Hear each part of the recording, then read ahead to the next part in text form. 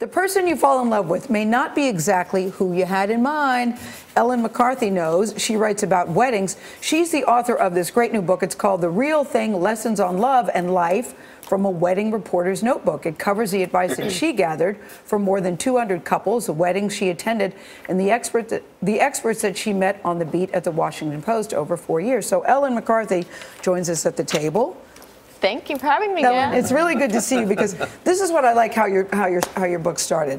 So you break up with a longtime boyfriend, and on the very same day you're assigned to cover the wedding beat. Yeah. To me, it's like somebody in your family dies and then you're assigned to cover funerals. Yeah, it was definitely very dramatic and very surreal, and I certainly felt like a walking cliche as I interviewed all of these happy couples and then, cried privately you said at it was my upsetting desk. for you at first. Oh, of course, yeah, and I really didn't know sort of what the impact would be of spending all of my time talking about other people's wedded bliss, as I sort of feared that would never happen for me.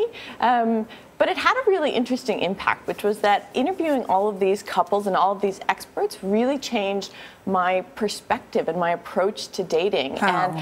And what I was looking for was different. Yeah. And the number one thing I learned was that we could learn to be good at this.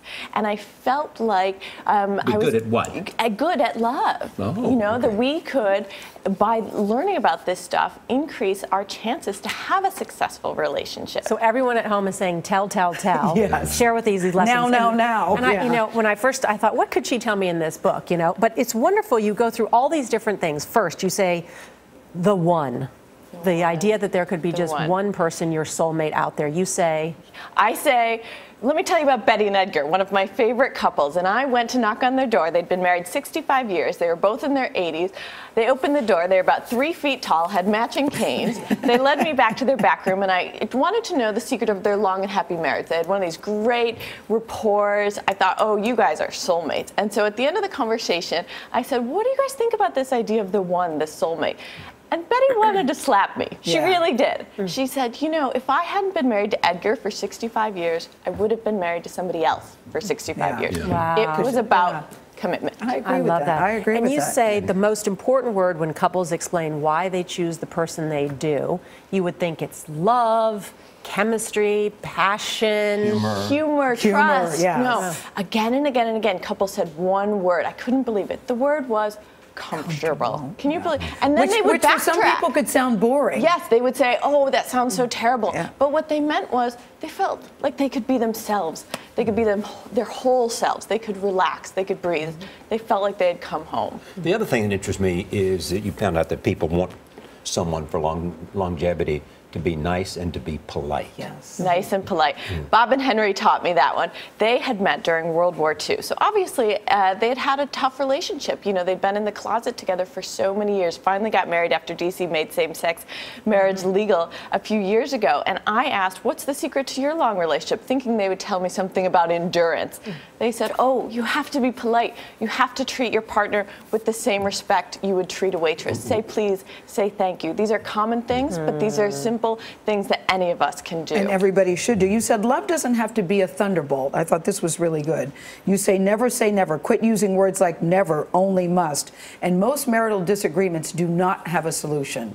And we should be aware of that. They don't.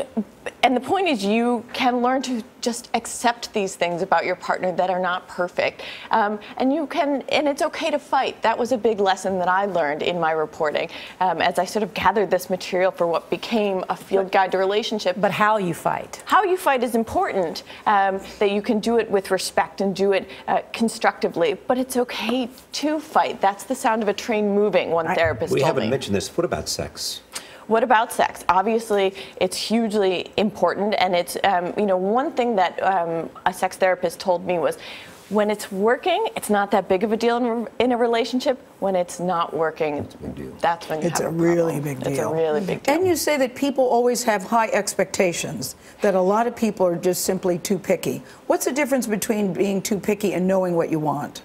I think when it's about superficial stuff, when it's about the resume things, when you're talking about, the guy who's 45 and divorced with 3 kids and doesn't want to date anybody older than 28, and that's his cutoff, or the 5'2" woman who needs somebody above 6'4", 4, and that's the cutoff. And she's 5'2". Yeah. One couple, Lee and Davu, and she had to marry a Jewish man. She fell in love with an Indian person. She told me it'll never come in the package you're expecting. Wow. There's such good stuff in here. Thanks for sharing it. Yeah, you did a really good job. Ellen McCarthy. And the book is called The Real Thing. It's on sale now wherever you like to buy your books.